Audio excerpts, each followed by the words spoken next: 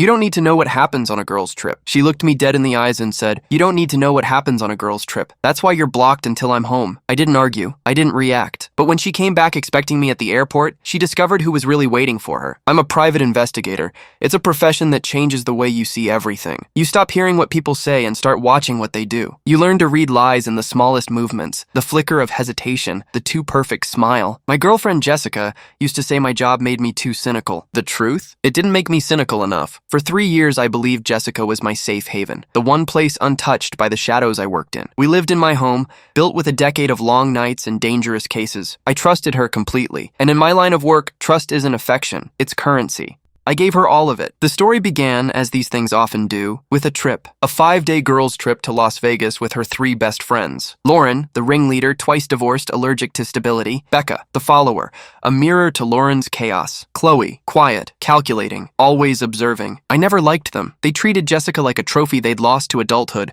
always reminding her of her fun days before the boring, stable guy, me. A few days before her flight, I was helping her pack. I asked for the hotel name and flight details, just in case of emergency. She froze, then her eyes hardened. You don't need to know that, she said. I laughed at first, thinking she was joking. I just want to know where you'll be, Jess. She crossed her arms. It's a girls' trip, Mark. The whole point is to get away from everything, including you. You don't need to know what happens there. That's why you're blocked until I'm home. Blocked. She wasn't asking for privacy. She was declaring a blackout, drawing a line between her life and our life. I didn't yell or argue. When people build walls around secrets, I don't kick them down.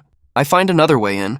The boyfriend clocked out. The investigator clocked in. Okay, I said calmly. Have a great time. Her confident smirk faltered. She expected a fight. My calm was confusion disguised as acceptance. The next morning, I drove her to the airport. She was glowing, vacation mode activated. Before leaving, she leaned in with a teasing smile. Don't miss me too much. I won't, I said.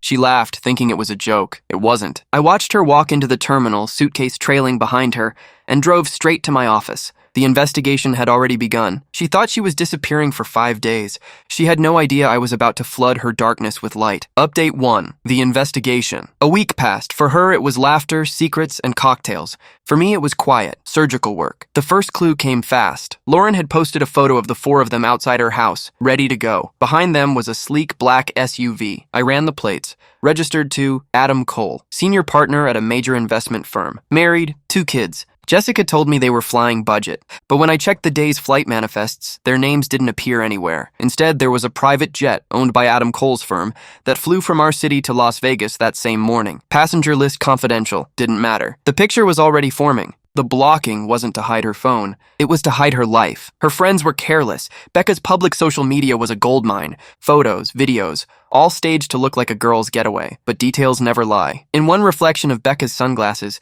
a man sat across from them. In a nightclub video, Lauren leaned into a man's chest, definitely not her ex. And in a dinner photo Chloe posted, I spotted a distinctive abstract painting on the wall behind them. Reverse image search, 5 minutes. That painting hung exclusively in the Bellagio's private high roller suite, the kind only elite clients access. My contact in Vegas confirmed it. The suite was reserved under Adam Cole. He was hosting clients, accompanied by 4 women. One of them was Jessica. This wasn't a girls' trip, it was a paid weekend getaway for powerful men and their companions. The final nail came from a short video Becca uploaded and deleted an hour later. In the background, Jessica laughing with a man I recognized instantly. Scott, her ex-fiancé, the same man she swore had cheated on her. He was one of Adam Cole's clients. It all connected. Every detail, every lie. Jessica wasn't just unfaithful, she was running a con. This wasn't a conversation anymore. This was a case, and the verdict required evidence, not emotion. Operation Consequence. Step 1. Adam Cole. I compiled every detail. The flight logs, hotel registration, photos, then sent the file anonymously to his wife's attorney. Step 2. Scott. A real estate developer under financial investigation. A single anonymous tip from me to a journalist, and his Vegas trip became the centerpiece of a corruption expose. Step 3. Jessica. She texted me from a friend's phone. Having so much fun! Can't wait to see you. Pick me up at 3 on Sunday. Okay, I replied. She expected affection. She'd get exposure. I tracked down Scott's live-in girlfriend, Emily, a school teacher who thought Scott was at a wellness retreat in Arizona.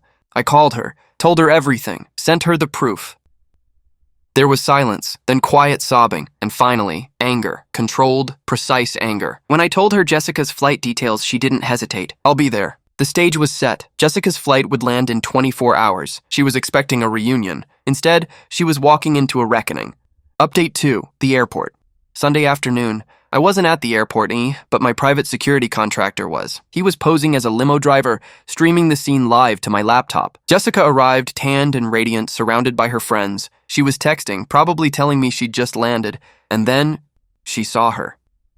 Emily stood calmly in the arrivals hall, holding a massive poster board. On it, a crystal clear photo of Jessica and Scott at a blackjack table, his arm draped around her shoulders. Jessica froze mid-step. The laughter around her stopped cold. Emily didn't scream. She just said, loud enough for everyone nearby to hear, "Scott sends his apologies. He's a little busy explaining this picture to me." Phones came out. People stared. Jessica tried to walk away. That's when my process server approached her. "Jessica Miller?" She nodded weakly. "You've been served." He handed her a thick envelope. Inside, an eviction notice, a restraining order, and a cease and desist. She crumpled to the floor, sobbing. Her friends? Gone. Scattered like debris after an explosion. The camera caught everything. The woman who once blocked me for 5 days now sitting alone on the airport floor, surrounded by shopping bags and silence. Aftermath. The fallout was immediate. Catherine Cole, Adam's wife, filed for divorce within 24 hours. She froze joint assets and secured her children's future, all thanks to the file I sent. Adam lost his position, reputation, and family. Lauren, named in the divorce proceedings, now a social outcast. Scott, exposed. His company investigated, lawsuits piling up. Emily, with my help, is preparing her own legal case. And Jessica? No boyfriend, no home, no friends. Her parents had to pick her up from the airport, a 30-year-old woman starting over in her childhood bedroom. She tried to reach me. New phones, fake emails, and I never replied. The restraining order speaks for itself. I erased her completely, changed numbers, wiped socials, removed every trace of her existence from my life. She gave me a 5-day blackout. I gave her a lifetime of it. Final update, 6 months later.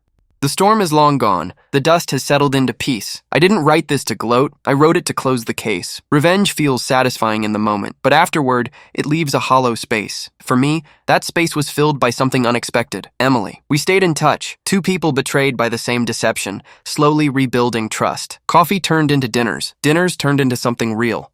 We don't talk about the past. We don't need to. We build on honesty, the one thing both of us were denied. As for the rest, Adam lost everything. Lauren vanished from her social circle. Scott's under investigation. And Jessica, she's quiet now, living small, working, alone. 2 months ago, my lawyer forwarded me a handwritten letter from her.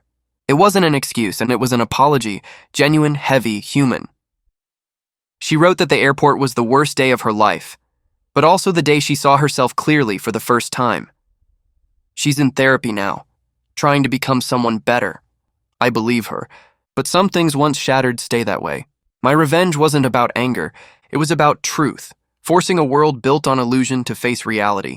And in that truth, I found freedom. Jessica tried to block me out for 5 days.